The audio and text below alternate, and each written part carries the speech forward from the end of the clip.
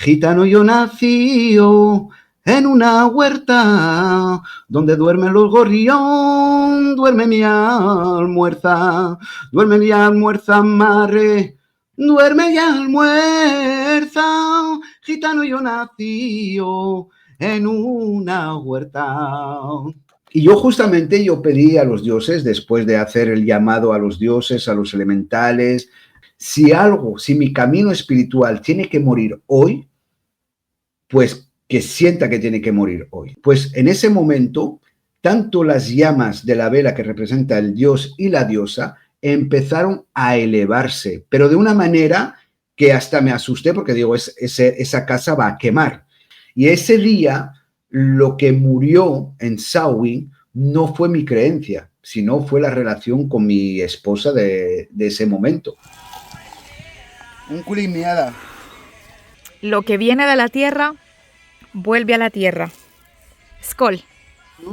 Pues empecé, como todos, leer la Biblia, que es lo que tenía a mano, realmente lo más cercano. Me gustó mucho leer la Biblia. Puedo decir que con 12 años la leí de pe a pa, de A a Z. Bueno, realmente la iniciación, por lo menos de Wicca nativista correliana, es muy básica, pero a mí me ha permitido, aunque fuera muy básica, asentar bien los pilares, tanto a nivel de creencias como a nivel mágico. Rollo Galderman presenta un encuentro muy místico. O mejor, un podcast divertido, distópico e inteligente donde las brujas y magos del siglo XXI se desnudarán. Iremos de villa en villa narrando sus hazañas. Bienvenidos a Scaldo Podcast con Rollo Galderman. Bienvenidos otra vez, hijos e hijas de Heimdall. Yo soy Rollo Galderman, mago Galder. Practico la magia de las runas, otras magias más originarias de mi territorio, de América, de Colombia. Pero el día de hoy hemos cruzado el charco, hemos cruzado el Atlántico y vamos a estar allá en España, en el norte, en Asturias, porque quiero presentarles a una persona con la que yo me crucé, creo que hace 2 o 3 años, no recuerdo bien, en un espacio similar, en un podcast. Y bueno, a partir de ahí, primero intercambiando temas de magia, temas de espiritualidad, pero poco a poco empezamos también a intercambiar procesos de vida. Y de verdad lo considero uno de mis grandes amigos. Yo quiero presentarles a Taliesin el Pagano. Oli, ¿cómo estás? Hola, Rolo, ¿qué tal estamos? Pues yo muy bien, contento de charlar contigo como siempre. Sabes que no charlamos a menudo, pero cada vez que charlamos siempre sale cosas interesantes, especiales, y bueno, yo creo que hoy también va a ser bastante interesante. Seguro que va a ser muy, pero muy interesante. Y bueno, yo quiero empezar a conversar contigo. Yo veo allá de fondo, bueno, tu signo, además veo que estás muy con la bandera de Colombia por allá. Bueno, los 3 cuadros, bueno, ese no se ve muy bien, pero bueno, los 3 cuadros son cuadros que hizo mi esposa, Aine. Ese es, aquí mi símbolo que representa la triple diosa y el dios Cernunnos, ¿no? Es los 2 dioses en un símbolo. ¿Y por qué Colombia? Pues Colombia, pues mi esposa es colombiana y me ha hecho ese cuadro y se representa a mi esposa y a mí en el último viaje que hicimos en Colombia. Y bueno, Colombia enamorado de su gente, pero también de su magia, que no es un país con poca magia, es todo lo contrario. Y la verdad que muy feliz de tener esos cuadros, les tengo mucho cariño. Tienen algo mágico esos cuadros, aparte la representación y el simbolismo. Yo creo que como fue hecho con mucho cariño y mucho amor por mi esposa, pues creo que van a quedar aquí mucho tiempo conmigo. De acuerdo, Taliesin. Comencemos por algo que, digamos, ha sido como una tendencia con la que nos gusta hablar con los magos, con los brujos, con los practicantes del paganismo en todas sus líneas. Bueno, Oli, ¿tú de dónde eres originario? Porque tengo entendido que, bueno, se te nota el acento asturiano, pero tú no eres de Asturias originalmente. ¿Dónde naciste? ¿O cómo fue, Moricho, cómo fue ese inicio de vida? Bueno, yo nací en Bélgica, Bruselas capital, hace casi ya 50 años, que pasa el tiempo volando. Eh, pero bueno, mis padres sí son españoles. Mi padre era del País Vasco, de Bilbao, y mi madre de Noreña, que es un pueblo cerca de donde vivo yo, la ciudad de Gijón, que se encuentra también en Asturias. Y siempre veníamos de vacaciones aquí, o a menudo por lo menos, en verano, a veranear, y yo me enamoré de Asturias. Y yo desde chiquito, pequeño, decía, yo un día me vengo a vivir aquí, poso las maletas y vengo a vivir aquí. Y efectivamente es lo que pasó. Me enamoré de una mujer aquí, ya tenía mis 28 o 29 años, me vine para aquí y me quedé. No me quedé con la mujer con quien estuve aquí, pero sí me quedé en la tierrina, como decimos aquí. Pero mis inicios de la vida fueron en Bruselas durante casi 30 años. Y aquí llevo casi 20.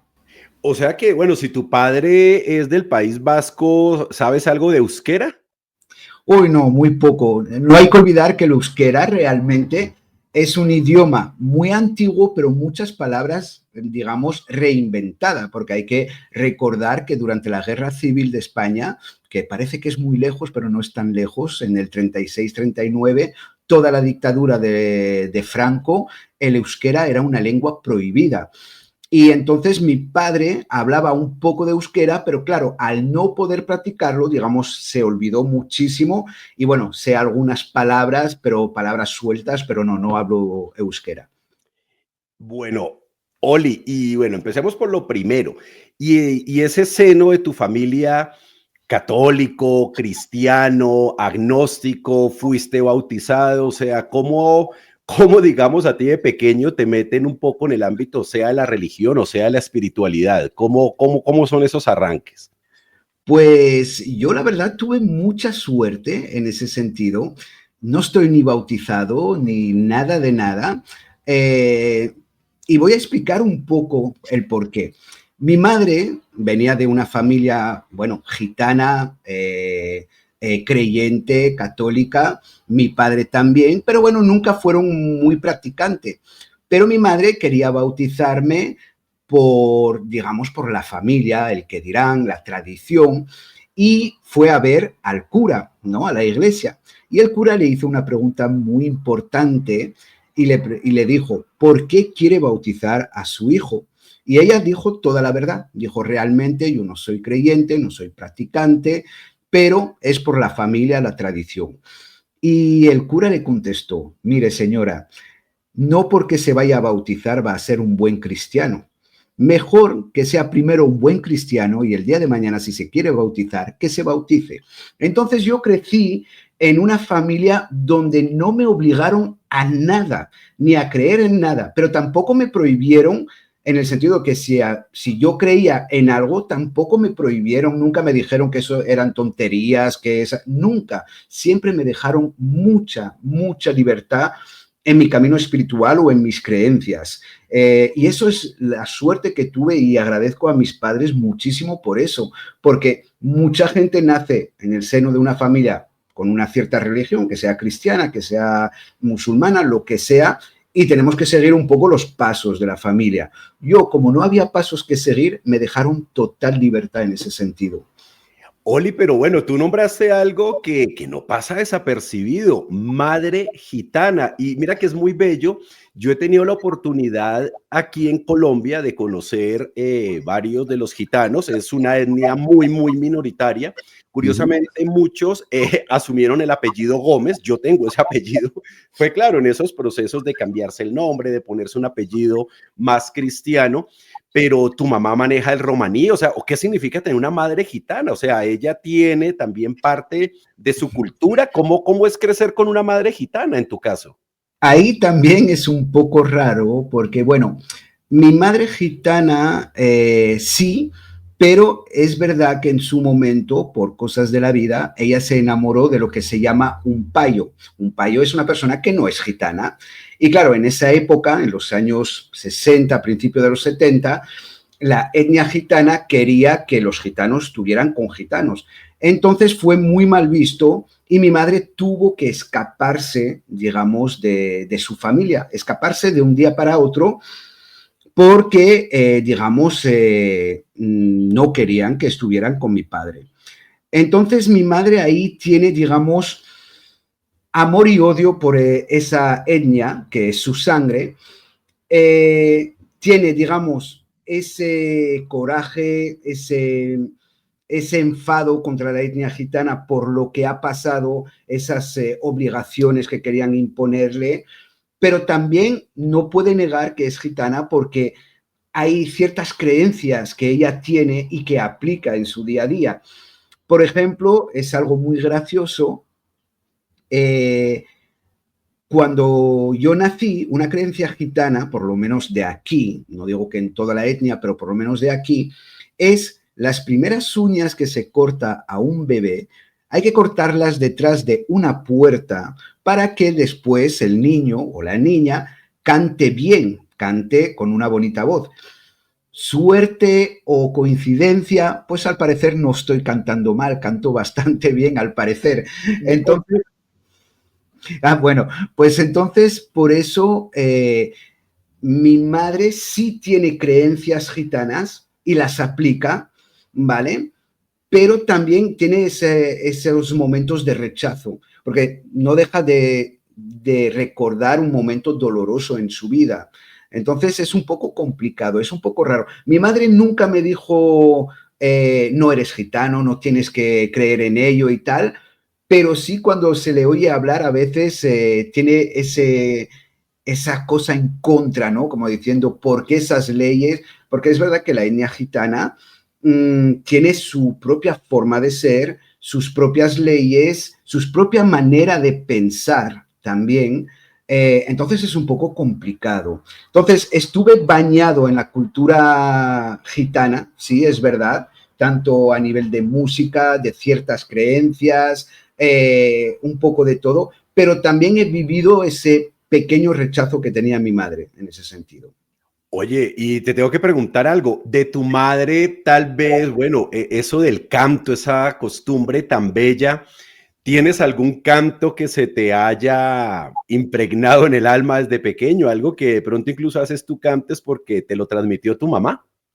Yo, a ver, cantos, yo es una canción que cantaba mi madre, que yo no la canto porque es un canto típico de mujer, pero realmente es un canto muy aflamencado, muy gitano, que cuenta la historia justamente de una mujer joven que es criticada por estar enamorado de un hombre mayor. Y yo recuerdo mi madre cantar esa canción a mi padre porque se llevaban 27 años de diferencia, también era algo diferente, y era un canto que yo siempre digo, la música y el canto tiene un poder mágico impresionante. Y mi madre tenía una voz muy bonita.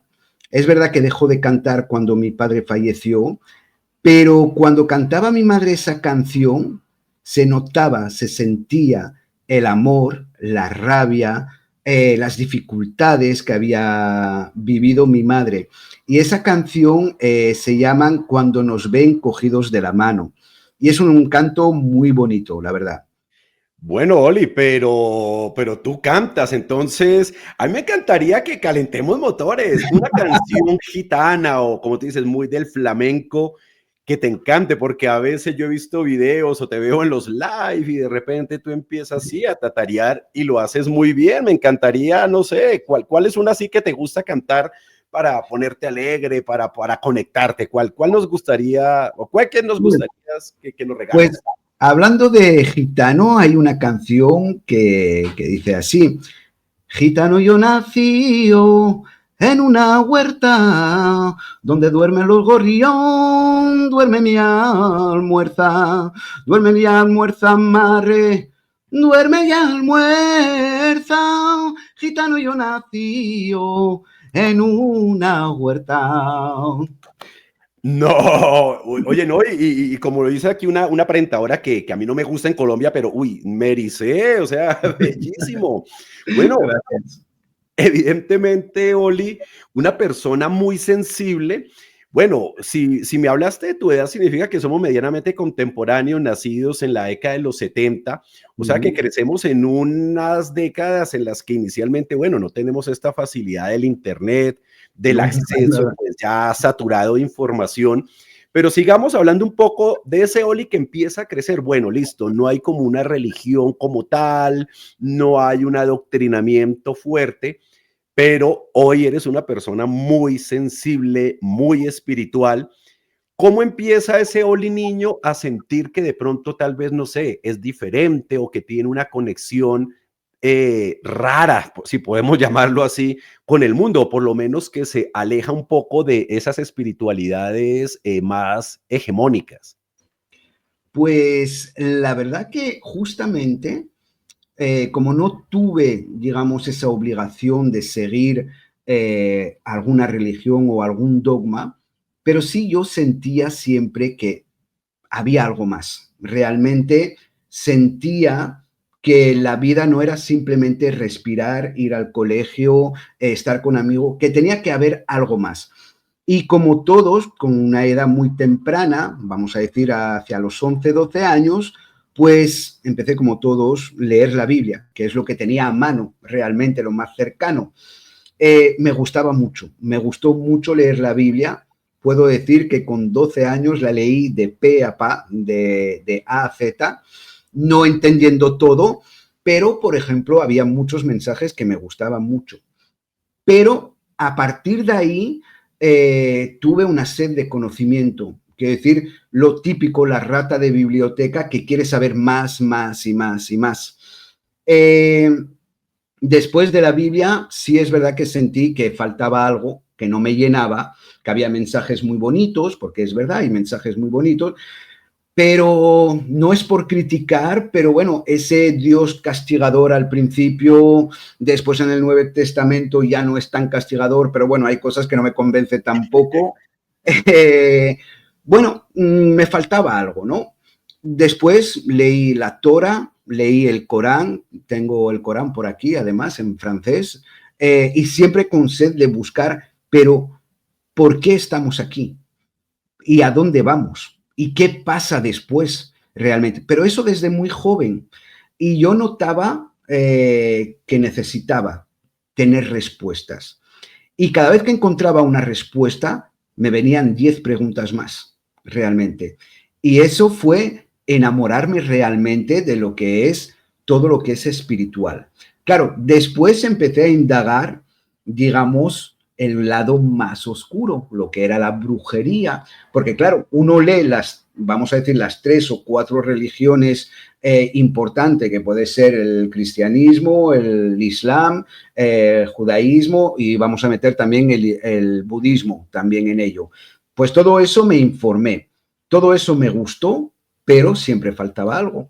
Pero después he notado que hay otras religiones como el vudú, hay otras creencias, y fui indagando poco a poco, y cuando me di cuenta, yo ya estaba practicando pequeñas cosas, pequeños rituales, pero siempre fueron rituales no por mi beneficio propio, no, sino para intentar descubrir, pues eso, si existían entidades, energías, y el conocimiento de la energía me gustaba muchísimo. Vamos ahí, precisamente interesante. O sea que vamos concluyendo que fuiste una persona muy curiosa, de mucha lectura, pero antes de llegar a ese punto de giro que nos acabas de anunciar, ¿qué sentías? O sea, en algún momento mientras ibas leyendo, ¿sentías algo diferente en la naturaleza o empezaste de pronto a descubrir que tenías algún tipo de don, llamémoslo extrasensorial?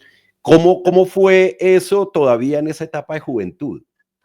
Yo, desde bien joven, fui, digamos, un enamorado de la naturaleza, pero voy a explicar el por qué. Eh, Como os he dicho, yo he nacido en Bruselas y Bruselas es una jungla de asfalto. Es decir, no hay casi árboles o naturaleza en Bélgica porque es un país muy pequeño y para ser un país muy pequeño hay mucha gente y las ciudades son bastante grandes. Entonces, cuando yo venía aquí en España, que fuera en Asturias sobre todo, claro, aquí Asturias, yo vivo en una ciudad que se llama Gijón y a 5 minutos tengo la playa, el océano, tenemos playas salvajes, pero es que a media hora, a 30 minutos, tengo montes, lo que son los picos de Europa. Entonces, ya la naturaleza me atraía, porque era algo para mí maravilloso que no podía ver del día a día. Pero lo interesante, y yo pensé que estaba loco, pero lo vivía así, yo cuando tocaba un árbol sentía una energía, sentía que cuando la biología decía que era un ser vivo, yo lo sentía que sí era un ser vivo. Vamos a decir casi como si lo sentía respirar y comunicarse conmigo. Yo tocar un árbol o mismamente una piedra o estar sentado en la naturaleza me despeja de mucha mala energía. Y claro, indagando también, he notado que lo que se puede hacer, eso de descargar malas energías, llenarse de una energía renovada y tal, se podía hacer. Y empecé a hacer ejercicios para ver si realmente era así. Pero yo siempre he sentido esa conexión con la naturaleza y realmente como que la naturaleza, nuestro planeta, y gente dirá, ese está chiflado, está loco, pero para mí este planeta o la naturaleza es un ser vivo realmente, porque yo lo siento. Cada vez que voy hacia la naturaleza, lo primero que hago es tocar un árbol. Y ese árbol, siento una comunicación realmente. A ese árbol le puedo contar todos mis problemas y siento que los problemas que tenemos, nuestra vida, no deja de ser una energía también, nuestros pensamientos, nuestros miedos, no dejan de ser una energía. Y yo toco ese árbol y es como si ese árbol me dijera, tranquilo, yo ya te quito esa mala energía. Y lo siento así. Y bueno, Oli, excelente. Entonces, bueno, empiezas a tener contacto con la naturaleza. Efectivamente, ahorita hablaremos de eso. Los árboles hacen parte precisamente de la esencia, por ejemplo, de los antiguos druidas. De hecho, etimológicamente viene de ahí la palabra. Y bueno, entonces, unimos curiosidad, unimos sensibilidad y hace unos instantes nos contabas que tú empezabas a hacer tus pequeños experimentos. ¿Qué tipo de experimentos empezaste a hacer? ¿Cuál recuerdas, como tú dices, no por beneficio, sino para corroborar que efectivamente había una energía, había un más allá con el que te podías conectar? Bueno, yo recuerdo un tipo de pequeño ritual que se hacía justamente que había que estar en la naturaleza y estar con un árbol. Y yo lo que deseaba era comunicarme no, pero que me mostrara si había entidades o energías. Entonces era un tipo de meditación donde había también que encender una vela, un incienso, escribir un tipo de deseo, y mi deseo era eso, no era algo de quiero aprobar el examen del colegio o quiero una consola o esas cosas, no, era justamente a ver todo lo que podía descubrir y yo quería saber cuál era, si había una entidad cerca de mí que me podía, pues, comunicarse conmigo. En el momento del ritual no ha pasado absolutamente nada, realmente, lo tengo que decir. Pero, por ejemplo, recuerdo que al día siguiente de ese ritual fui a una biblioteca y he visto un libro que se llama, bueno, que era sobre las aventuras de Arturo, pero desde el principio. Y el primer libro se llama Taliesin. Y ahí aparece justamente la diosa Keridwen. Es la primera vez que oigo el nombre de Keridwen. Pero a partir de ese momento es cuando empiezo a ver mucha simbología de Keridwen, cuando nunca había oído ese nombre. Un paréntesis, ¿qué edad tenías más o menos en ese momento, cuando pasa ese descubrimiento? Creo que no llegaba a los 14 años. Súper joven. Sí, súper joven. Continúa. Entonces, en ese momento, empiezo a ver el nombre de Keridwen. Por ejemplo, el animal totémico de Keridwen es una cerda blanca. Coincidencia, paso delante de una cervecería que el símbolo era una cerda blanca. Al día siguiente, yo, por ejemplo, soy una persona que no sueño, o sueño muy poco, muy de vez en cuando. Es decir, en un año puedo recordar un sueño o dos y poco más. Al día siguiente, soñé justamente, quiero pensar, o yo lo sentí así, de una anciana delante de su caldero y que me decía, en una cueva además, y que me decía, bienvenido hijo. ¿Vale? No hijo como madre, pero sí como dándome la bienvenida en esa cueva. Y a partir de ahí, pues es cuando empecé a sentir, a meditar también sobre esa deidad. Y yo creo que fue realmente el primer contacto que tuve haciendo un pequeño ritual y también con una entidad o una energía, se puede llamar de cualquier manera, realmente. Y no llegaba a los 14 años. Mi querida Keridwen, aquí la tengo en su pequeño altar. Y bueno, aquí ofrenda, momento de cambiar las ofrendas. Y bueno, a ver cómo queda y si la diosa le gusta. Mucha gente que pregunta qué ofrendas se pueden hacer y realmente no es necesario hacer cosas complicadas. Aquí hice una pequeña libación con vino y una vela. Y yo después aquí, pues me siento aquí simplemente a disfrutar de la compañía de la gran diosa. Estamos hablando de una época, bueno, no sé cómo haya sido el contexto de España. En Colombia seguramente, en la edad de la que tú tenías, años 80 seguramente, no, pues bueno, seguramente lo hubieran visto a uno como raro, ¿no? Como que es diferente, incluso te podrían haber o demonizado, o haber dicho, uy, pero Hombre, yo siempre fui el raro de la familia. Mi padre me lo decía, pero con cariño, ¿no? Me decía, mi padre tenía 5 hijos, conmigo incluido, y siempre me decía, eres el raro de la familia. Pero no me lo decía en plan despectivo, me lo decía con cariño, porque también es verdad, y yo creo que hace parte de la evolución, me encanta el cine, me encanta mucho el séptimo arte. Y claro, tuve en esa época también de ver muchas películas, vamos a decir, de terror, pero sobre todo que hablara de eso, de deidades, de espíritus, de demonios y cosas así. Es gracioso porque, por ejemplo, yo nunca fui espiritista, nunca me acerqué realmente al espiritismo o a todos esos espíritus, pero también hace parte de la evolución, porque viendo el séptimo arte o mismamente leer libros, porque claro, en mi época no existía internet, entonces también hace que te sumerges un poco en ese mundo y yo creo que es bastante interesante. Bueno, pero ahí es, digamos, un descubrimiento que se va dando de manera paulatina a partir del séptimo arte, del consumo de literatura. Pero ¿en qué momento sientes tú que, bueno, este fue un punto de giro esencial, pero que tú hayas, por ejemplo, bueno, tengo entendido, tú ya hoy te identificas como Wicca, ¿no? Y la Wicca tiene varias líneas.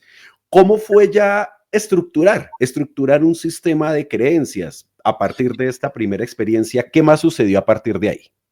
A partir de ahí fueron muchos intentos, fallos. Como he dicho, en mi época no había esa posibilidad de estar delante de un teclado, un teléfono y conectarse a internet. No existía realmente.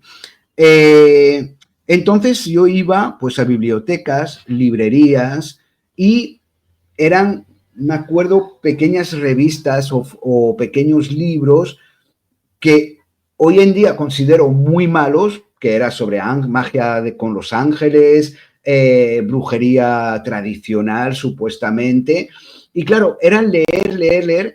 Y es verdad que antes de meterme realmente en un sistema, pasó mucho tiempo. Sí intentaba hacer algún ritual, algunos que me funcionó, otros quizás no tanto, pero era probar y sobre todo al principio tener un máximo de información, porque yo creo que a todos nos ha pasado, los que estamos en ese mundo, tenemos mucha información, pero no nos atrevemos a dar el paso, ¿ok?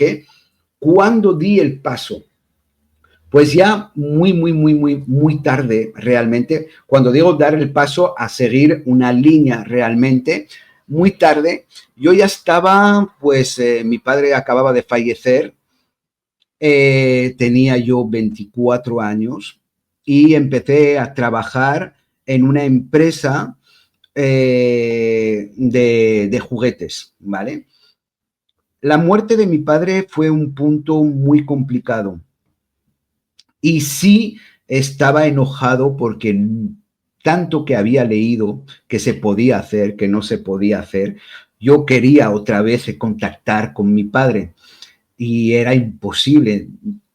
Quizás porque no tenía la fuerza, quizás porque mi padre había ya trascendido y ya estaba en su camino y no había vuelta atrás, lo que fuese. Pero yo estaba bastante enojado.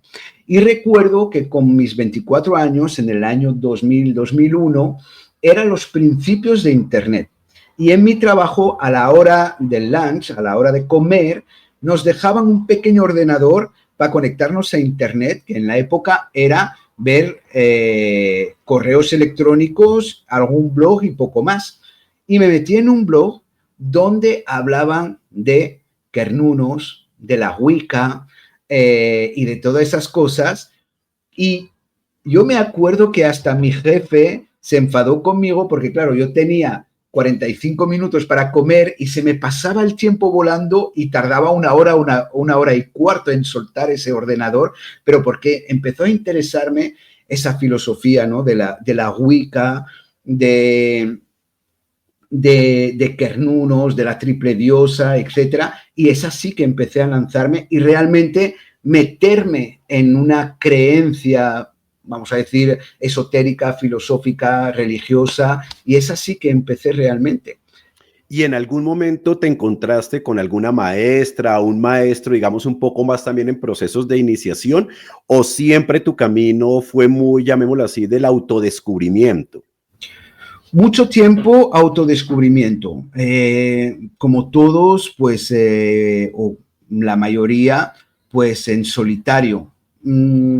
Pero sí, por ejemplo, ya vivía ya aquí en España, yo me consideraba Wicca solitario, ya hacía mis prácticas, festejaba los Esbat, los Sabbat, la rueda del año, ya lo hacía, pero es verdad que cuando uno está solo se siente en algún momento limitado. No hay avance por mucho que queramos leer, porque es verdad que cuando buscamos información siempre es el ABC de la cuestión, que es decir, no hay más avance. Y tuve la suerte que empezó YouTube y ahí abrí un canal de YouTube para compartir mis conocimientos, mis humildes conocimientos. Otra vez miremos, ¿qué edad pasó ya eso? Cuando, bueno, YouTube, ¿qué? ¿2007, 2008? ¿O? Por ahí, sí, más o menos, 2007, 2008, voy a decir un poco más tarde, 2009 por mi parte. Y bueno, ya estaba metido en la comunidad pagana, ¿vale? Empezaba a tener un cierto nombre, pero yo admito que tenía un conocimiento que quizás para los que empiezan era un conocimiento válido y muy bueno, pero hoy en día analizando es un conocimiento muy básico. Pero vamos por partes, bueno, porque ahí dices, voy a compartir, ya tenía un nombre, bueno, antes de YouTube, ¿por qué empezaste a tener un nombre? ¿Empezaste a hacer consultas, descubriste el tarot? No. Yo antes de YouTube no tenía nombre, es gracias a YouTube que empecé a tener un nombre realmente, ¿vale? Porque En esa época, en el 2009, 2010, había muy poca gente que hablaba del tema en las plataformas que había en ese momento, muy poca. Y entonces sí, estaba, por ejemplo, nuestra querida Harway, estaba Diego de la Cabaña del Cuervo, estaba Dandelion y poco más, y poco más.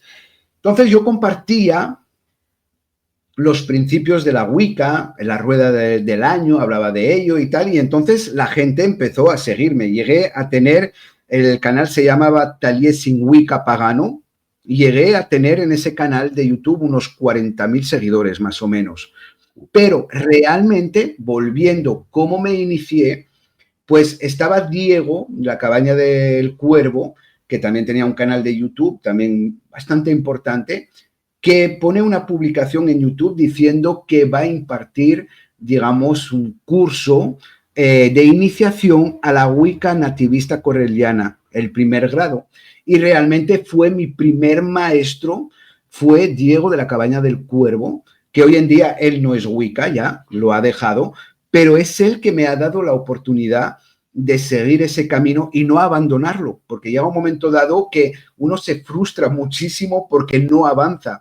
Y gracias a él, pues no abandoné ese camino de la Wicca.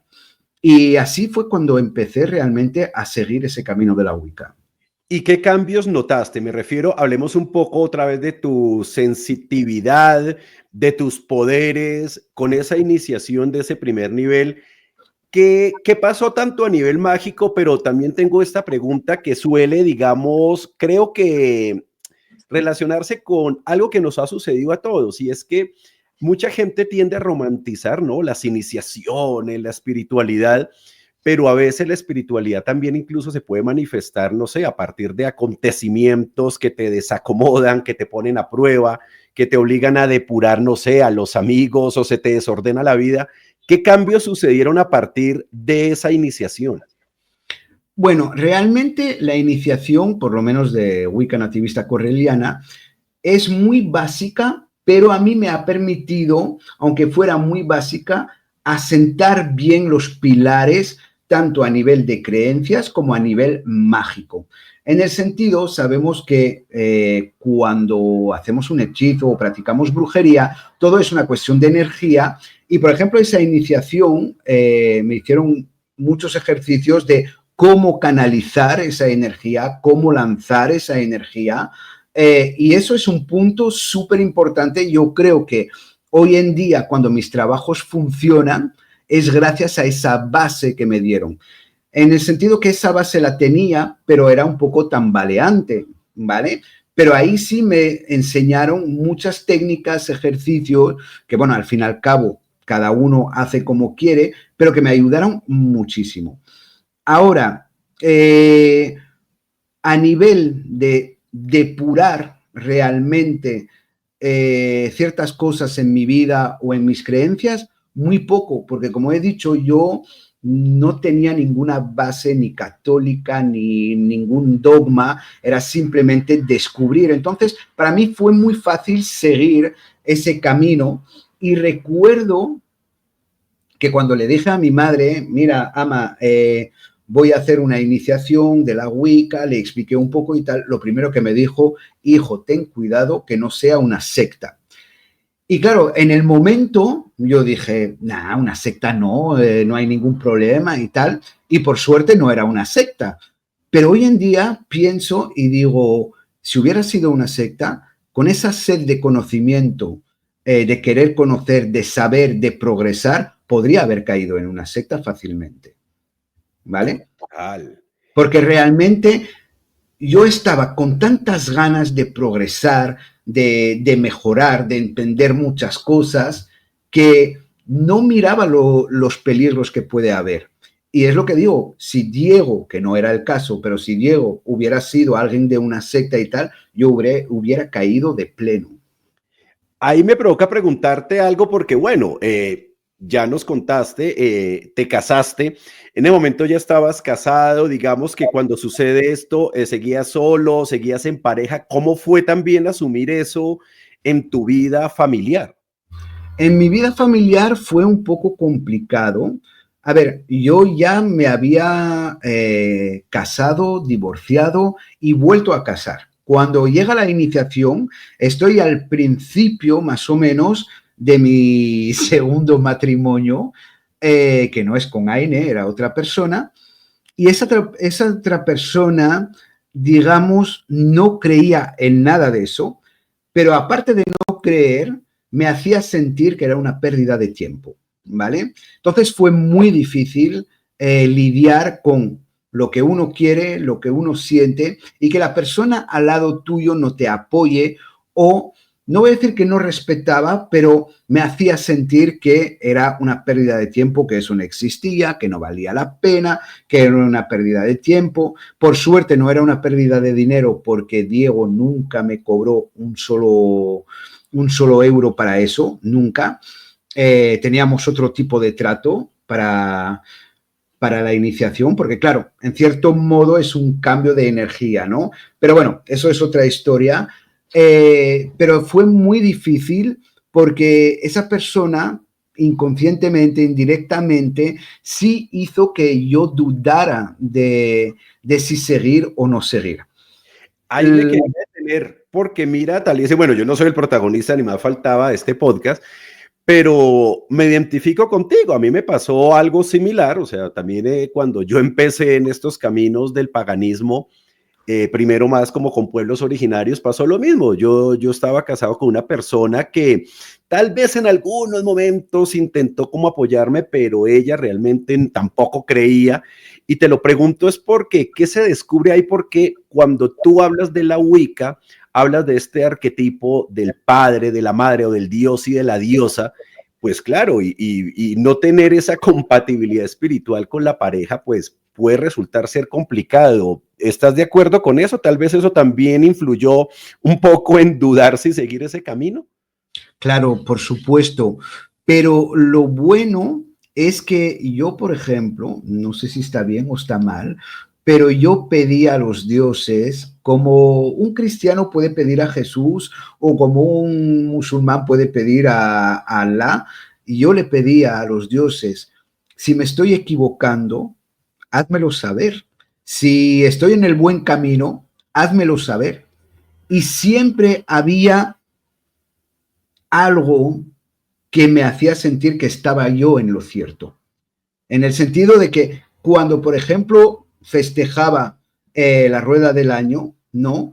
Siempre había algo que pasaba que me hacía sentir que yo estaba en lo correcto. Por ejemplo, ¿qué recuerdas? Así un suceso. Pues, por ejemplo, de estar en Samhain, por ejemplo, Samhain es una de las fiestas muy importantes.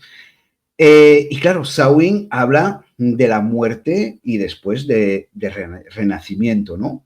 Y yo justamente pedí a los dioses, después de hacer el llamado a los dioses, a los elementales y todo eso, yo pedí a los dioses, si mi camino espiritual tiene que morir hoy, pues que sienta que tiene que morir hoy.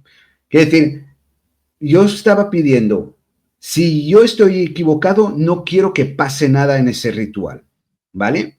Pues en ese momento, tanto las llamas de la vela que representa el dios y la diosa empezaron a elevarse, pero de una manera que hasta me asusté porque digo, esa casa va a quemar, ¿vale? Cuando digo eran velas normales, que llamamos aquí velas de lápiz, ¿vale? Pero la llama era exagerado, pero las dos a la vez. No es que una empiece y la otra, no, las dos a la vez se elevaron y empecé a sentir un calor tremendo y eso era para mí una señal de no estoy equivocado con lo que estoy haciendo. Llámame loco, llámame lo que tú quieras, pero yo era feliz en ese momento. Claro, también es verdad que ahí entras en una lucha con tu pareja. Eso iba. ¿Qué pasaba? Porque tú feliz y ella escéptica o distante. ¿Cómo manejar eso? Pues no voy a decir que llegábamos a discutir, porque no es tanto una discusión, pero sí nuestra relación se iba enfriando. Y ese día, lo que murió en Samhain no fue mi creencia, sino fue la relación con mi esposa de ese momento. porque yo pedí a los dioses, si algo tiene que morir, que sea hoy, ¿no?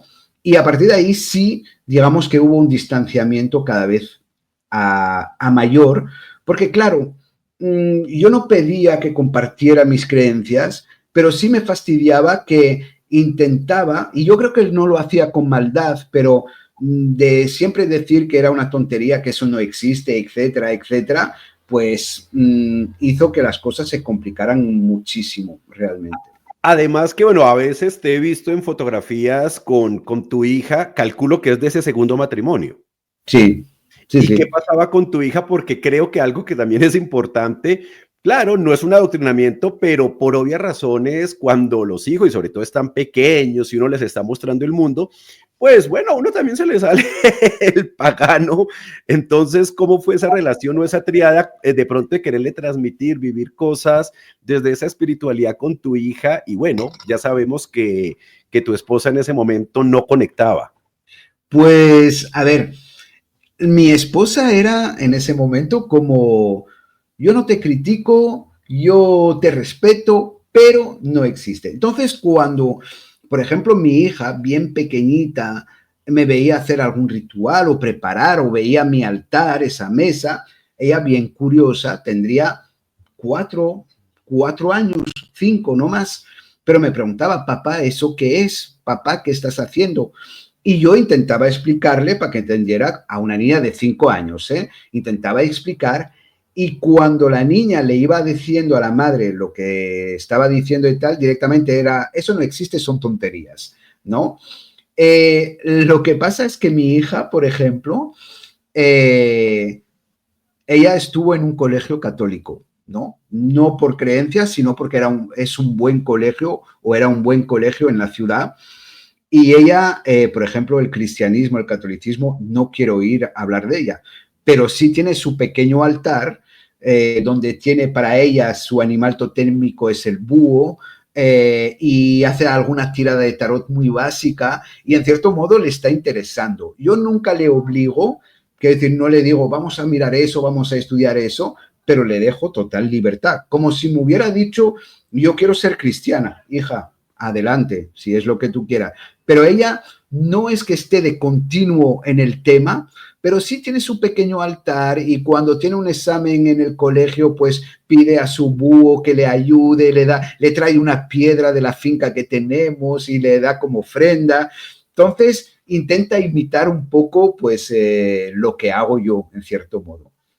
¿Y cómo reaccionaba tu mujer en ese momento? Pues te puedes imaginar que son tonterías, que no sirve de nada, pero bueno, hoy en día, pues como estamos divorciados, pues el altar de mi hija está aquí y en casa de su madre, ella, la niña, no dice nada, no dice absolutamente nada, realmente. Oye, bueno, no, interesante y volveremos sobre eso, pero también tengo entendido que, bueno, igual tú también seguiste una trayectoria profesional. Si no estoy mal, tú eres contador, tú eres muy del mundo como de las finanzas, de la economía, ¿no es cierto? Sí, a ver, yo estudié economía, soy contador, pero no me gusta, realmente no me gusta. Yo estudié eso realmente porque hubo una época de mi vida, yo creo que a la mayoría de los adolescentes, donde yo no quería estudiar, no era para mí. A mí me gustaba la historia, me gustaba cosas así, pero por ejemplo matemáticas, lengua castellana y todo eso no me gustaba. Entonces mis notas eran buenas en ciertas materias y muy malas en otras. Entonces yo llegué a un momento dado donde no quería estudiar y un asistente social que yo fui a ver, porque cuando dije a mis padres, yo no quiero estudiar, mi padre me dijo, hijo, no hay ningún problema, no estudias, pero vas a trabajar. No quiero ningún vago en mi casa. Y con toda la razón, ¿no? Entonces, primero fui a ver a un asistente social que había en el barrio, ¿vale? Que ayudaba a la juventud. Y él es el que me convenció, en cierto modo, me dijo, mira, tienes 17 años, tienes obligación escolar hasta los 18, apúntate e intenta sacar por lo menos el bachillerato para que tus padres estén contentos y si después quieres, trabajar, pues ya irás a trabajar. Entonces me apunté para estudiar economía y me pareció bastante fácil, ¿vale? Quiero decir, se me daba bien. Entonces dije, bueno, ya que estoy, pues vamos a estudiar un poco más y me pegué pues otros 4 años más de economía para ser contador, pero realmente era simplemente el hecho de tener un certificado, un diploma que dijeras, pues oye, has estudiado eso y ya lo tienes. Pero yo de trabajar de contador realmente creo que trabajé 1 año nada más. Después hice de todo menos eso. Y vamos para allá porque supongo entonces que en el camino tuyo espiritual de seguir aprendiendo, hoy día te reconocemos como un gran tarotista, manejas también muy bien pues la velomancia, estos trabajos pues de endulzamiento, de abrecaminos.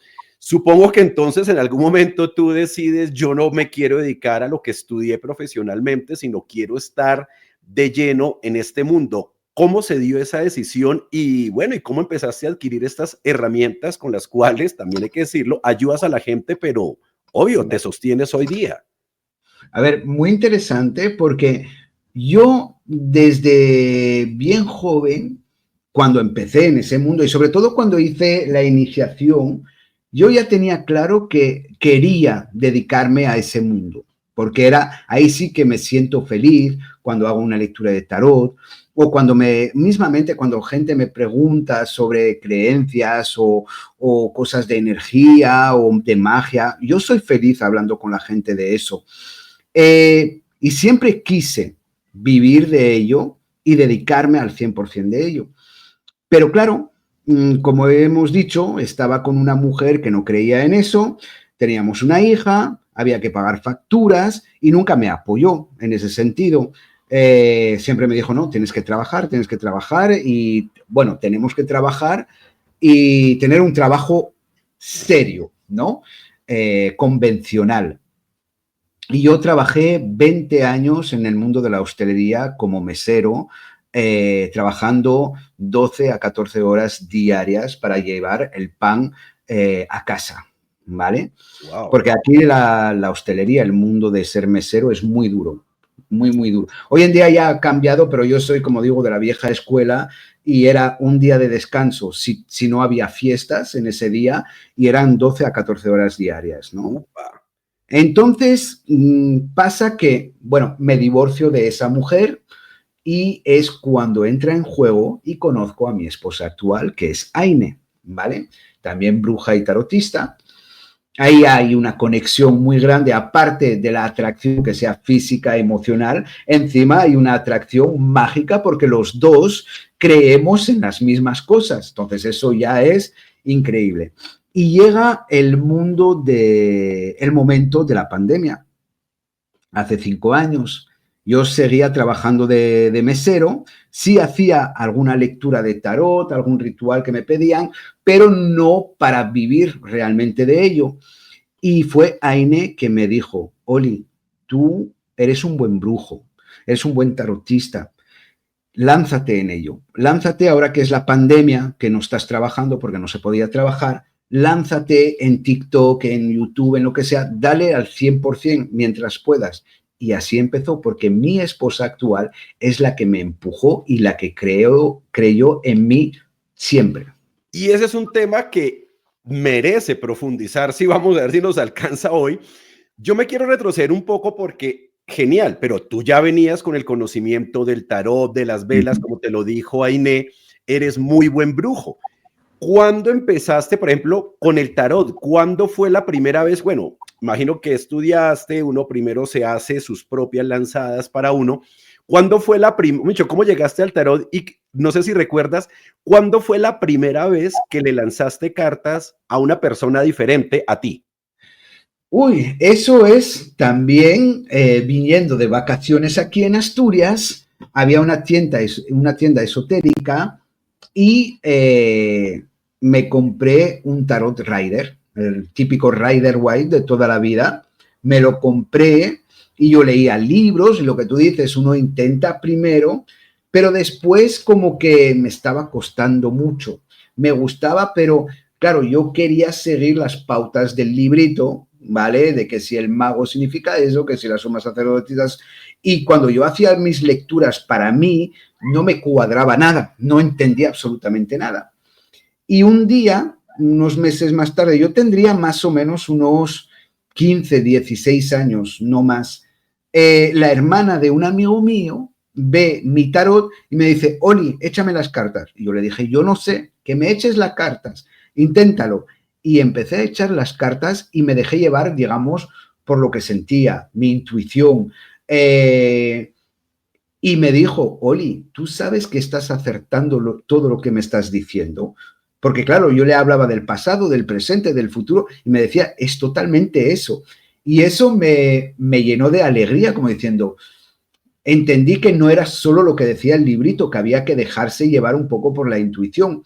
Claro que hay que conocer también el significado de las cartas, pero es muy importante la parte intuitiva. Y es a partir de ahí, con 14, 15 años, que empecé a echar las cartas, no de manera profesional, por supuesto, pero cuando me lo pedían amigos, amigas, familiares, no tenía ningún problema en hacerlo realmente, porque me gustaba.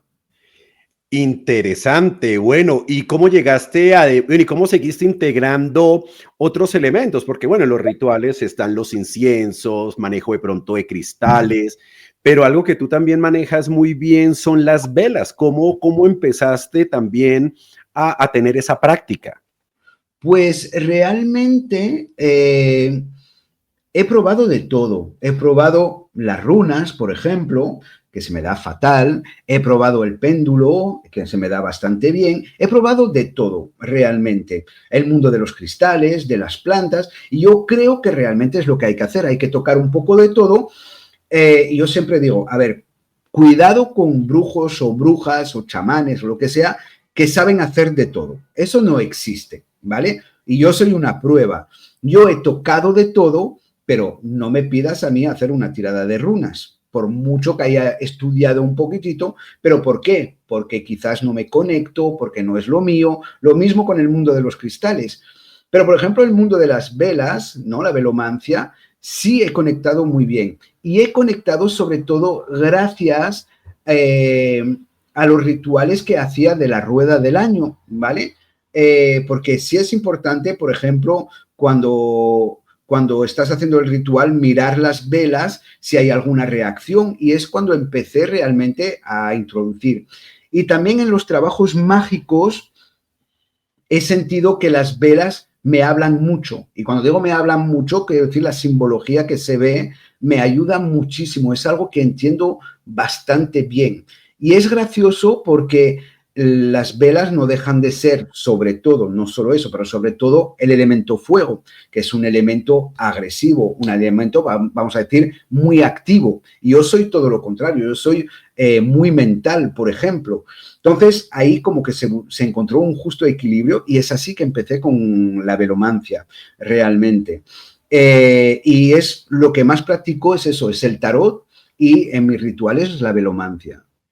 Es decir, que cuando abres ese canal de YouTube, era sobre todos estos contenidos, pero tú no lo hacías, por lo menos en ese momento, digamos, como con un afán de lucro, sino más de enseñanza. A ver, al principio, digamos, sí, era enseñanza, pero también era mi vía de escape. Como os he dicho, cuando abro ese primer canal de YouTube, que funcionó muy bien, después me lo cerraron, por error mío, pero me lo cerraron.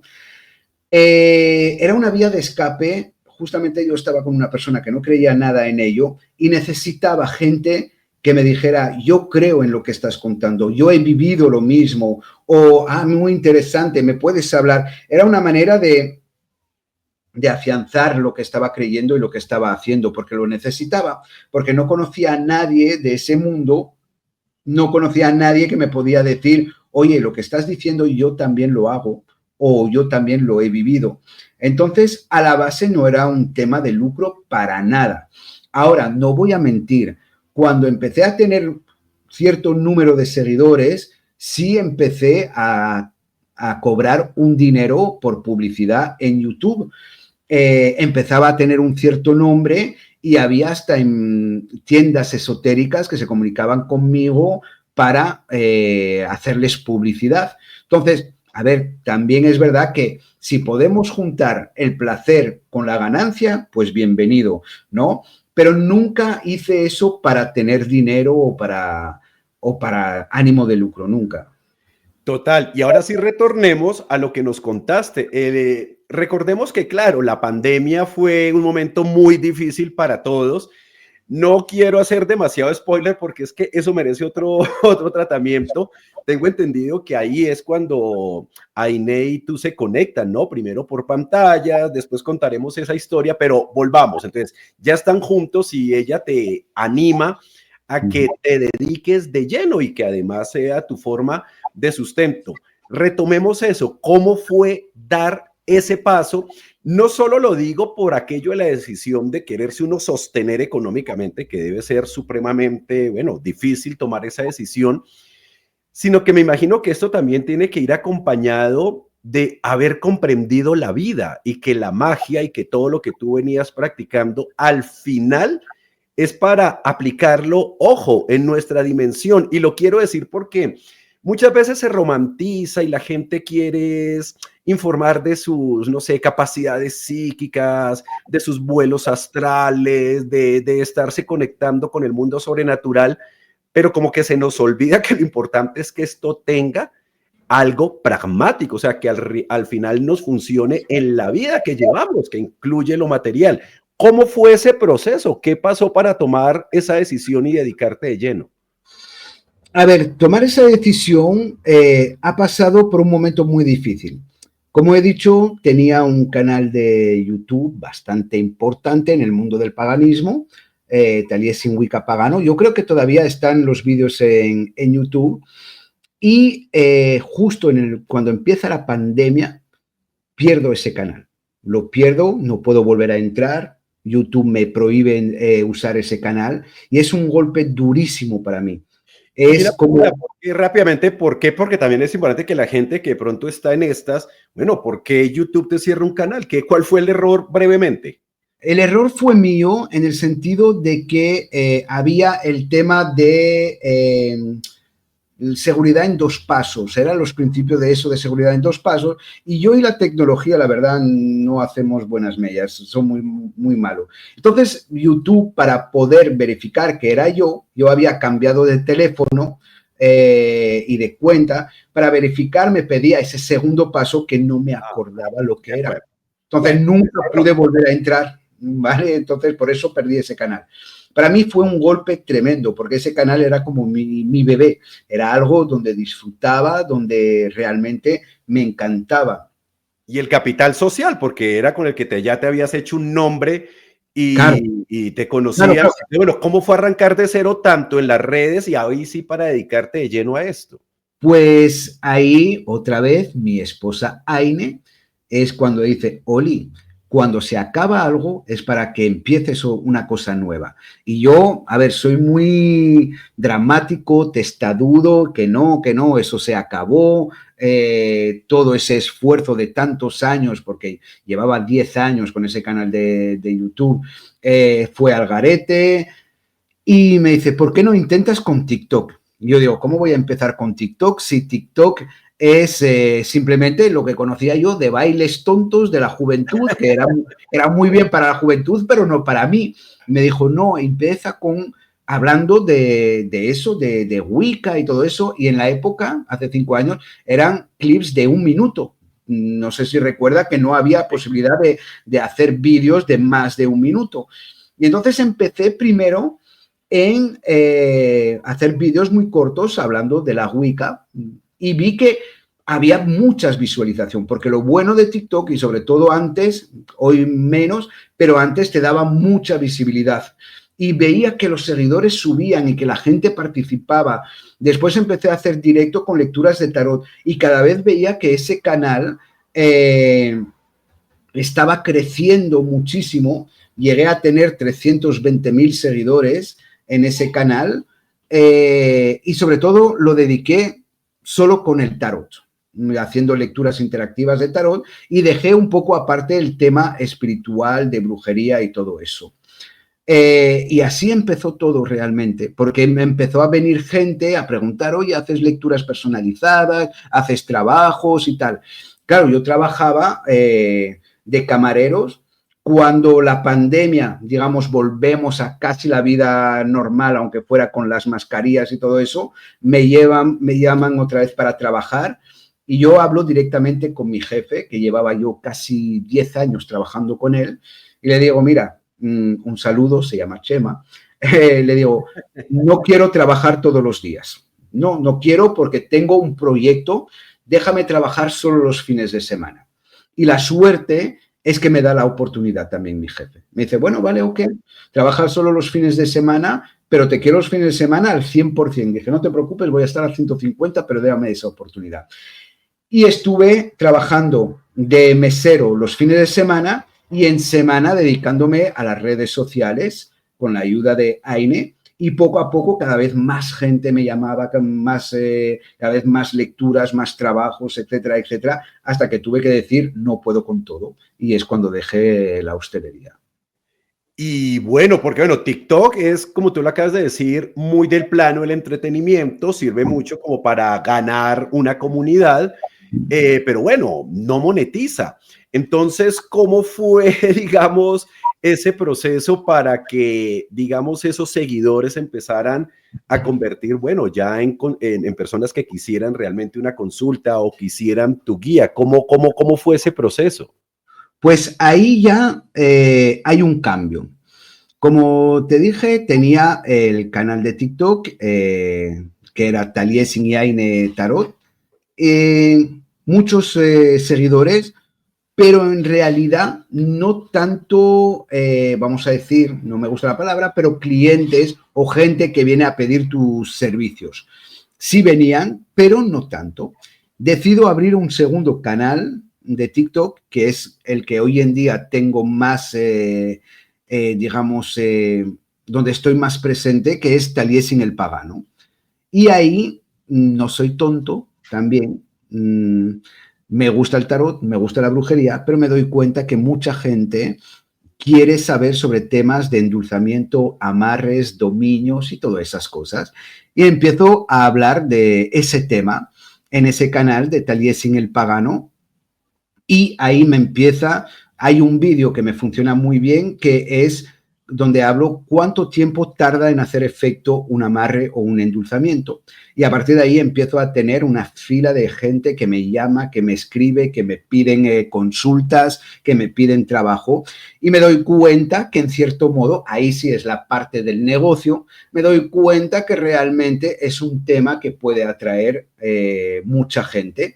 Y en ese canal me dedico a hablar de eso, de dominios, endulzamientos, retornos de pareja, explicando los pros, los contras, qué se debe de hacer, lo que no se debe hacer, en qué momento y etcétera. Y ahí es cuando realmente empiezo con Aine a trabajar de ello al 150%. Aquí es el lugar donde paso más horas durante el día. Es mi oficina. Perdón por el desorden, pero no vayáis a creer, perdón, que como tarotista y brujo todo es misticismo. No, tengo mi desorden, es donde paso más tiempo y no es una oficina como tal, realmente es la habitación de mi hija. Y aquí estamos compartiendo mi hija y yo el tiempo y bueno, eso es realmente la oficina de un tarotista, como podéis ver. No es todo glamour y todo misticismo, ya veis, somos gente normales y aquí estoy y durante altas horas del día y de la noche tengo que estar aquí haciendo lecturas de tarot. Y bueno, esa es la decoración que tengo. Bueno, hoy como muchos días pues toca trabajar un poco. Bueno, eso es uno de los altares de trabajo que tenemos. Como podéis ver tenemos bastante material aquí también. Aquí exagerado también. Aquí tenemos más material. Pero os diréis, ¿y dónde tenéis todos esos altares? Pues nada, aquí en la sala hay otro altar. Aquí tenemos un montón de altares, la verdad, como podéis ver. Y bueno, materiales de continuo. Y bueno, y aquí la oficina de mi esposa.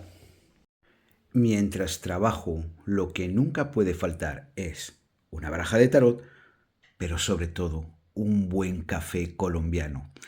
No podía ser menos, estando casado con una bruja colombiana, tenía que ser un buen café colombiano. Hablando de altar, tenemos otro altar aquí que es con Ganesh. Eso pertenece a mi esposa. Ella devociona a Ganesh. Y bueno, uno de los altares que tenemos aquí también. Y aquí es el altar de mi hija pequeña con su animal totémico, que es el búho.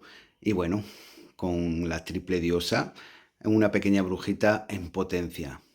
Vamos con eso. La pandemia, volvamos. Claro, la pandemia, el encierro que en todos los países se tuvo que hacer de una manera pues tan drástica y programada, evidentemente no solo hizo que estas redes se alborotaran, sino que particularmente el tema eso, espiritual, brujesco, de la magia, creciera, pero creciera de verdad muchísimo.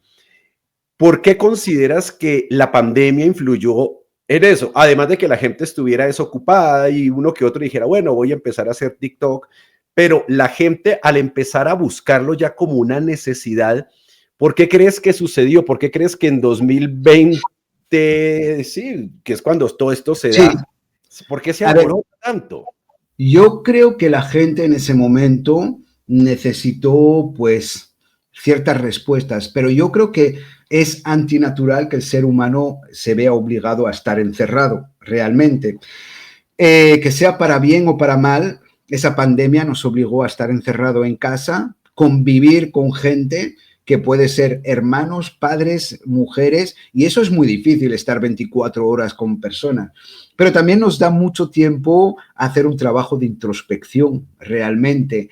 Y yo creo que eso ha despertado, y para bien, la curiosidad a mucha gente sobre ese tipo de temas, y creo que es importante. En cierto modo, el estar encerrado, yo creo que justamente necesitamos liberarnos.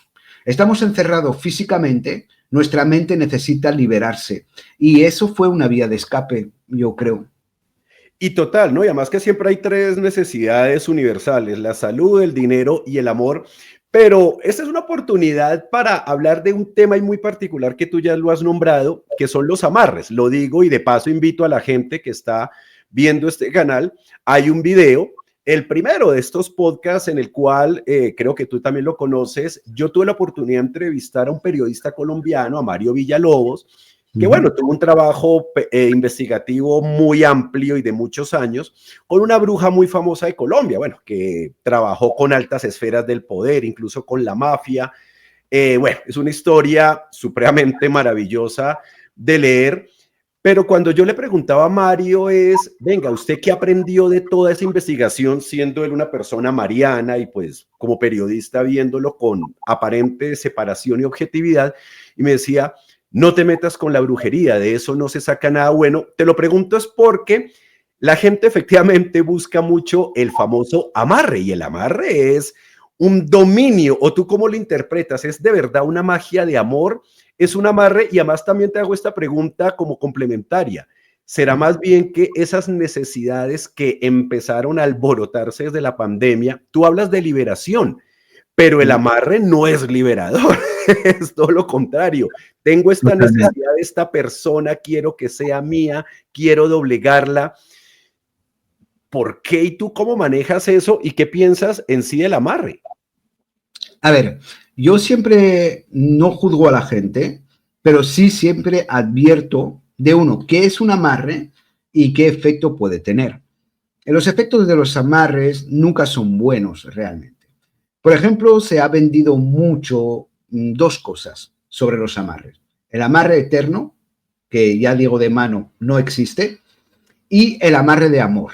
El amarre de amor tampoco existe. Porque si bien dices tú, Rolo, amarre significa amarrar. Viene de la magia de los nudos, ¿no? Pero significa amarrar. Amarrar, esclavizar, dominar. etcétera, no puede ir con la palabra amor. Es imposible, no existe el amarre de amor. Amarre eterno tampoco existe. Porque si bien dice la ciencia que la energía no se crea, no se muere, simplemente se transforma, si yo intento contener una energía, la puedo contener en un cierto tiempo, lapso de tiempo, pero en algún momento esa energía se va a escapar, se tiene que transformar. Entonces, ningún trabajo realmente es eterno, ¿vale? Entonces, eso ya aviso a la gente que quiere hacer un amarre.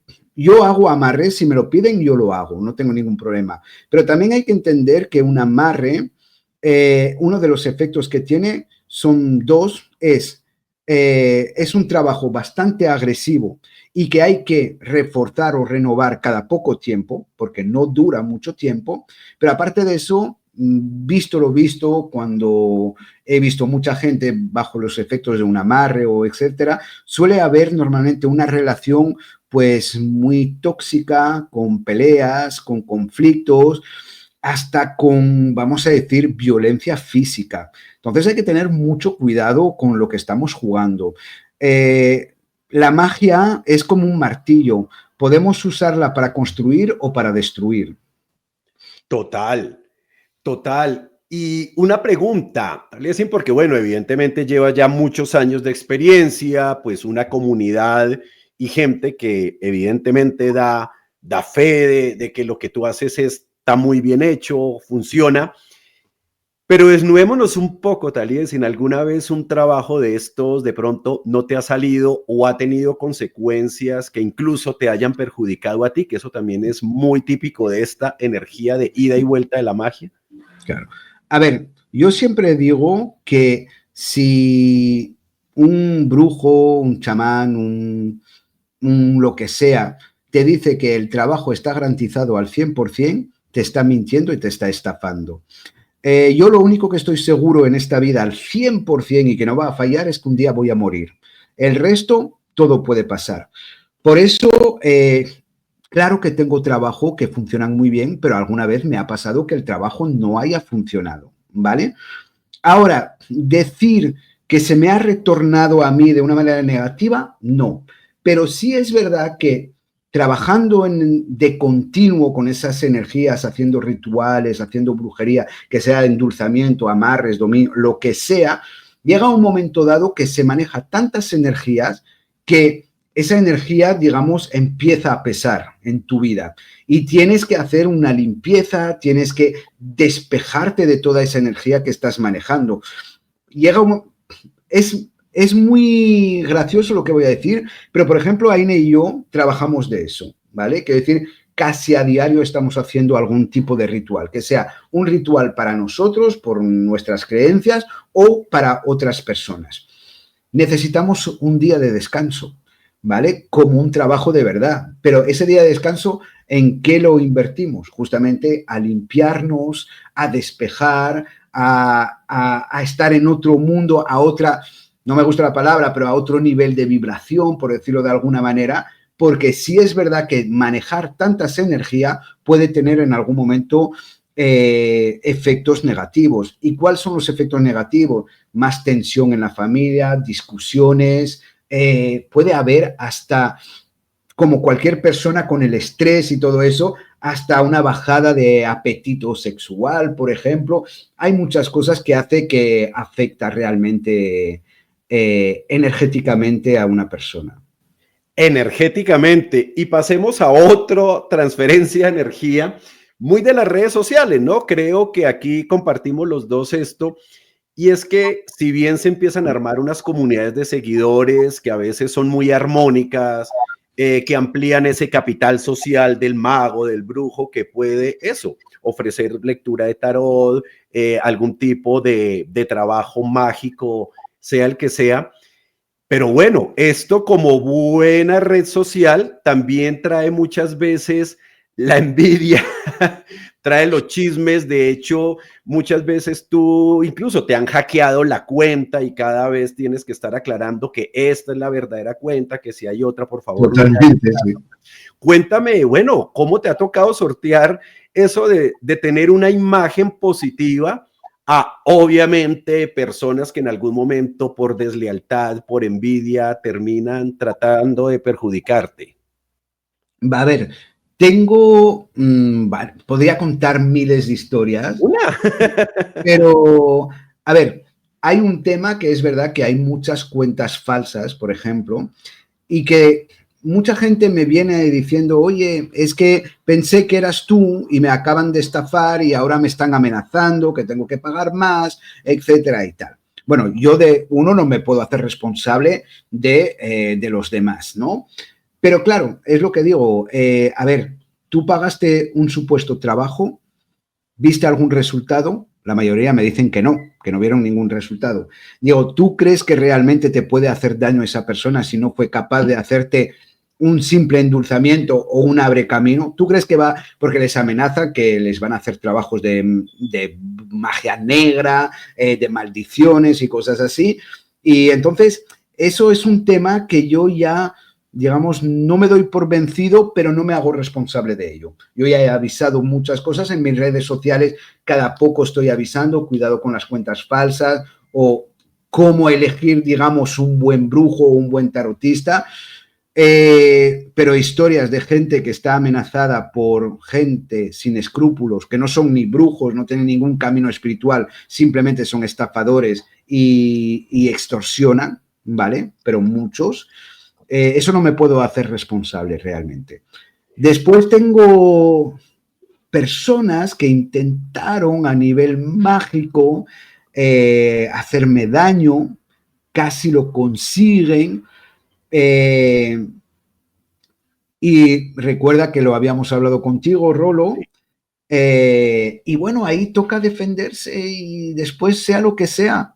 Y esa persona acabó... trataron de hacer daño, envidia, porque los ven como una pareja fuerte, deslealtades. ¿Qué sucede en este mundo? Que eso es importante que la gente lo sepa. A ver, en ese mundo, aunque seamos brujos, todos tenemos nuestro ego. Y hay gente que tiene un ego tan alto que se quieren medir a ti. En el sentido, como he dicho, por suerte, pues en el mundo de la brujería y del paganismo, pues ya me conocen. No me conocen por ser el mejor, porque no es eso, me conocen porque llevo muchos años en ese mundo. Llevo desde el 2009, 2010, son muchos años.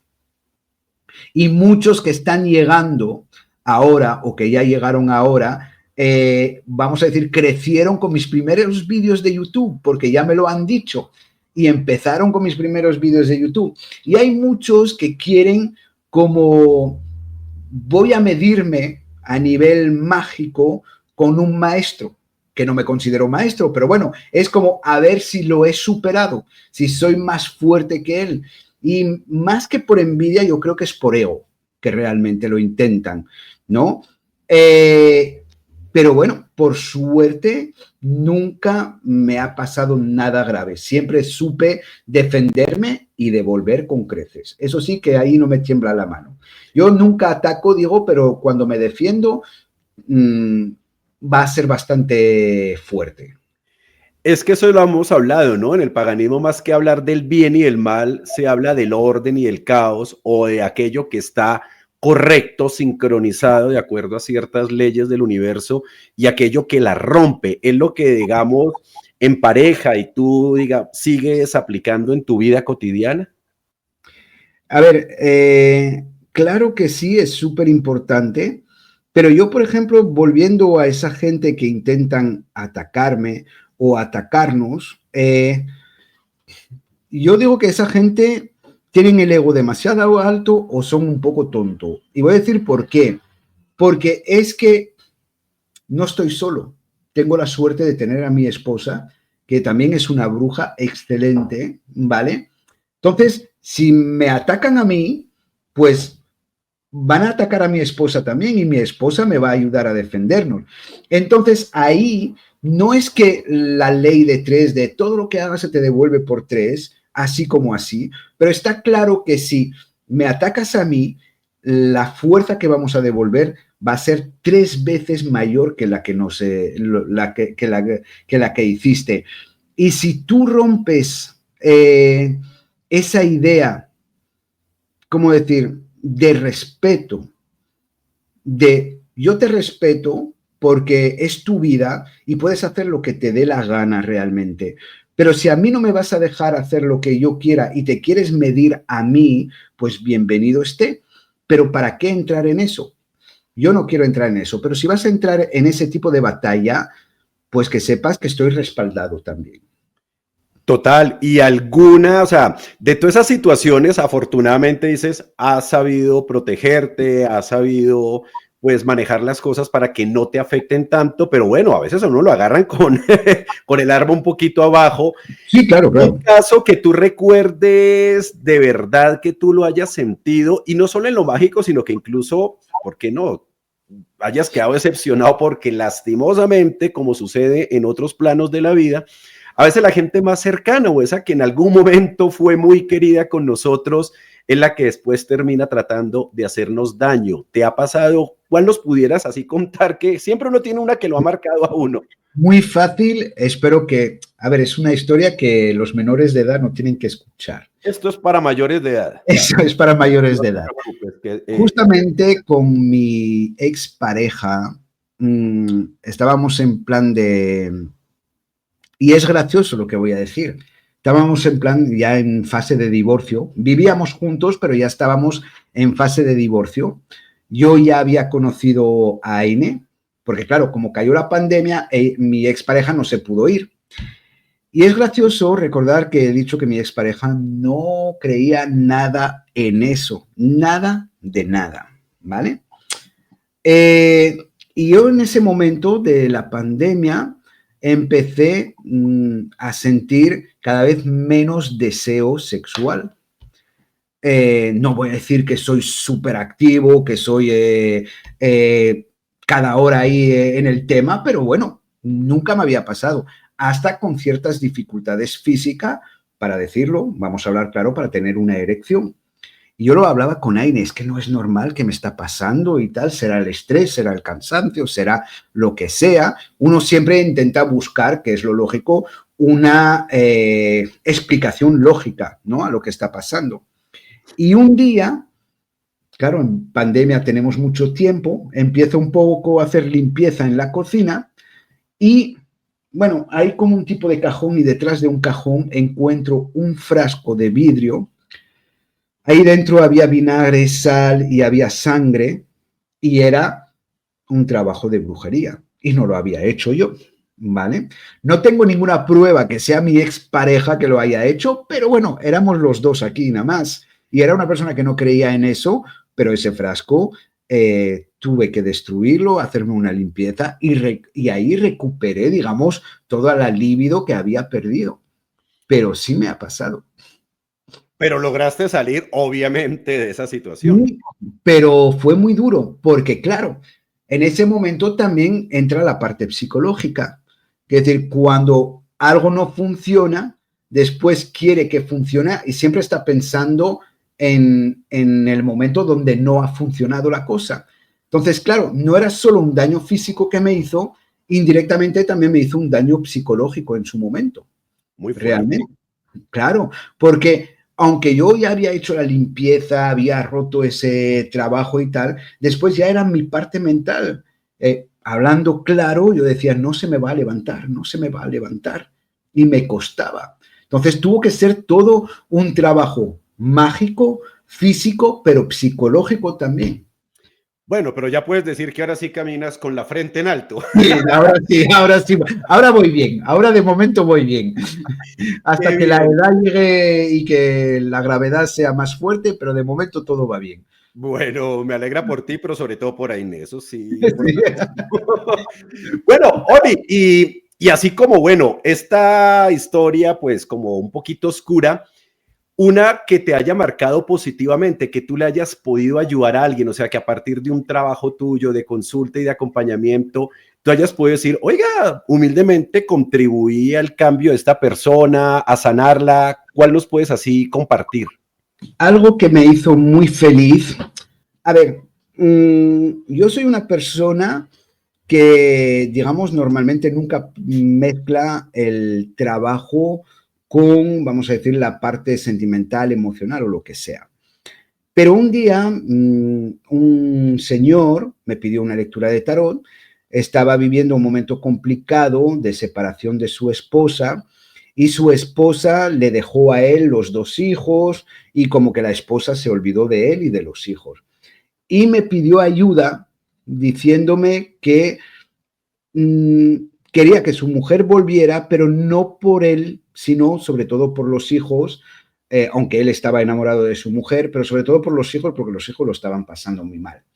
Pero era una persona de bajos recursos. Además estaba conociendo momentos complicados a nivel económico, le faltaba trabajo, etc. Y claro, no podía pagar un trabajo conmigo. Pero su historia me tocó tanto, y no soy de corazón blando, eso es más Aine, yo soy más de corazón duro, pero su historia me tocó tanto porque había hijos involucrados y lo vi tan sincero diciendo, no quiero que vuelva por mí, quiero que vuelva pues para los hijos, en el sentido de que por lo menos los lleve al parque el fin de semana o que vuelva a verlos. No, el hombre no decía que volviera como pareja, simplemente que se volviera a ocupar de sus hijos, aunque sea un mínimo. Entonces yo le dije, mira, yo te voy a ayudar primero en hacerte un abrecamino para que te venga cosas del trabajo, ¿vale? Porque yo creo que también es importante que tú estés fuerte. Y le hice un trabajo de abrecamino para que encontrara trabajo y que le fuera un poco mejor económicamente, y también un pequeño endulzamiento para que su esposa no fuera, digamos, tan odiosa con él, ¿no? Que no esté tan enfadada con él. Y hice el trabajo y por suerte a la semana y media encontró trabajo, empezó a trabajar. Y al mes, pues la mujer volvió, no voy a decir con él, pero sí a ocuparse de los hijos, venir a hacer comida y todo eso. Y ese hombre me dio las gracias 1001 vez. Y ahora cada poco el hombre, cuando puede, me envía dinero, como diciendo, quiero pagarte ese trabajo que hiciste. Y yo le dije, no, yo no me tienes que pagar, yo lo hice de corazón. No, es que te mereces y tal, porque aunque no somos de vuelta como pareja, sí por lo menos se ocupa de los niños y tal, y eso me hizo muy feliz. Pero el hombre además es un hombre agradecido, me ha demostrado que no intentó aprovechar y ya está, el trabajo funcionó y me olvido. No, cada poco me envía un pequeño regalo, que me dice $50 para que vayas con tu mujer a comer por ahí o lo que sea, y bueno, eso sí me hizo muy feliz. ¡Qué bello! Bueno, esos son los tejidos de la madre y así funciona la diosa, ¿no? Entonces hay que aceptarlo y recibirlo con amor, ¿no? Totalmente, totalmente.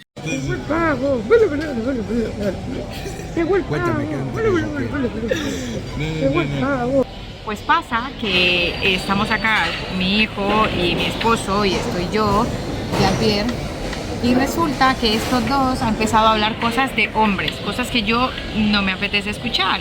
Entonces yo, para bloquear esto, me he tapado los oídos y he empezado a hacer, llegó el pavo, llegó el pavo. El problema es que ahí es así. Llegó el camarero. Y yo no me había dado cuenta, llegó el camarero, estaba ahí parado y yo, llegó el pavo. Ay, mira, creo que hemos quedado en punta de muchos temas, ya llevamos casi 1 hora y media, genial, o sea, que hasta volando. Agradable. No, mira, antes de pedirte ahí unos datos, no, yo quiero que nos vuelvas a regalar una canción, otro flamenquito, a ver, tal y así, para que bajemos y despidamos esto con una vibra de verdad bien alta. Una canción que cantaba mi padre a mi madre, que dice así: pon el despertador en la mesilla, que tengo que volver a la otra casa. Antes que salga el sol, mire deprisa, tendré que amanecer en mi otra cama. Iré por la ciudad muy de mañana, con el sueño mejor entre los ojos, con la velocidad del que regresa, para escapar del sol que lo ve todo. No, bellísimo, qué canciones tan bellas, honrando, por supuesto, a tus ancestros, de verdad. Ha sido un placer, como siempre, hablar. Un culín miada.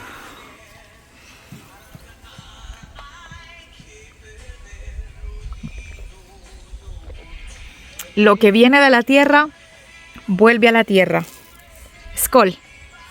Bueno, aquí es nuestro retiro espiritual donde lo pasamos bien, donde descansamos, donde desconectamos, rodeado de naturaleza, como podéis ver.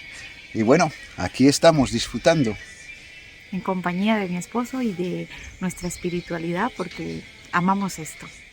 Creo que la gente que ha visto y escuchado este podcast se lleva, bueno, muchas preguntas y muchas reflexiones. Ahora sí, para evitar a los que hackean, a los que copian, ¿cuáles son tus redes? ¿Cómo la gente puede contactarte? Eso sí, teniendo en cuenta que en la descripción de este video también pondremos tus redes, pero ¿cuáles son?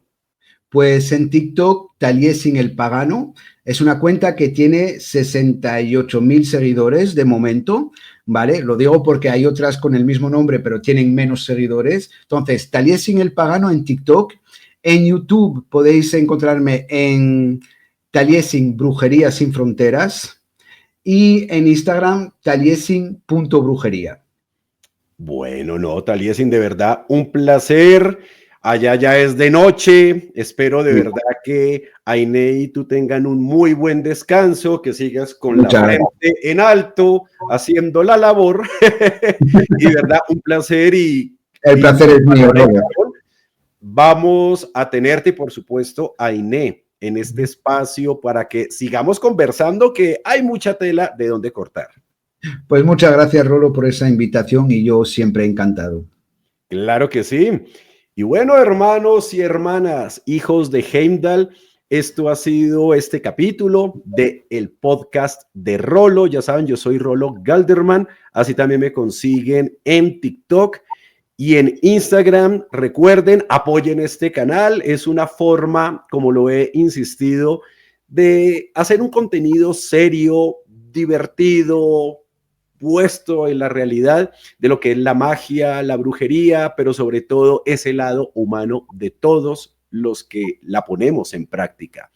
Nos vemos en una siguiente ocasión. Disfruten.